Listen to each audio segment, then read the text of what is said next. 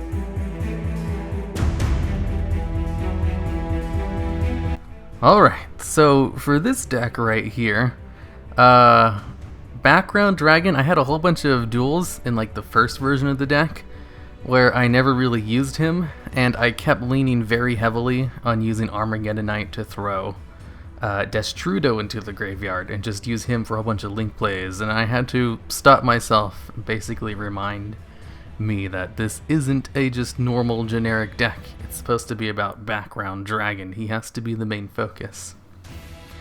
So instead of just intentionally doing like worser plays, I kind of re-altered the deck, which used to be a lot more Predaplant focused, since Predaplant is one of the archetypes I use to enhance decks, and since there was so many dark type monsters, I thought they would work out perfectly fine, and they did. Also, a new dark type dragon monster came out recently, Keeper of the Dragonic Magic, which was really good. I really wish he didn't restrict you out of your extra deck if you used his effect to basically search out instant fusion. It's still really good. I still used it, but if he didn't restrict you, I probably would have used 3 of them instead of just 2. Gateway Dragon I thought would be a lot better than he actually turned out to be, since he can special summon himself from your hand if your opponent controls a link monster, and just once per turn he can special summon a level 4 or lower dark dragon type monster from your hand, which means Rare Metal Dragon, Keeper, or even Supreme King Dragon Dark Worm. I think I used his effect once, and I don't remember if that actually appeared in the duels or not. Dark Arm Dragon was a late addition to the deck, and he worked out beautifully. So that was fun. I wasn't sure if that would work out well or not, since I didn't think I had enough graveyard manipulation, but that didn't seem to be a problem. And I actually brought him out quite a bit because I got lucky and drew into him a few times. And since Background Dragon requires you to have a clear field, I intentionally ran as few trap cards as I could, in addition to triple evenly matched, just because I knew I'd have a clear field most of the time, so I'd be able to actually use it more often than not. Plus Torrential Tribute, since I think that's one of the best trap cards in the game. Plus it's real easy to use. I can get it off the field and it won't be dead like a Solemn Strike might be if I have low life points. And let's see. I think that kind of goes over everything. I included DD Scout playing late into deck building as well, because I was doing a lot of testing with the extra deck. I did so many different versions of the extra deck. That was like my biggest thing, was trying to get the extra deck perfect. See all these cards in the side deck right here? Those were all in the extra deck at one point. That's just like whenever I take out a card from the deck, I put it in the side deck so I remember if I want to put it back in or something. So all of these were in here at one point for one reason or another, because this deck goes into lots of fusions and synchros and XYZ play, and then mostly link summons. It's like a amalgamation deck. I didn't intentionally want it to be that way, but Keeper of Dragonic Magic worked so well with this deck's theme, and he allows you to search out instant fusions. I have to play fusion monsters. Plus, the Predaplants worked so well with all of the dark type monsters. I have to use Predaplant Chimera because it also searches out instant fusion. It was the synergy there is just too good. Okay, so I don't want to talk too long about all this stuff, but I think that's it. I added BLS really late in the thing as well, and I never actually drew into him.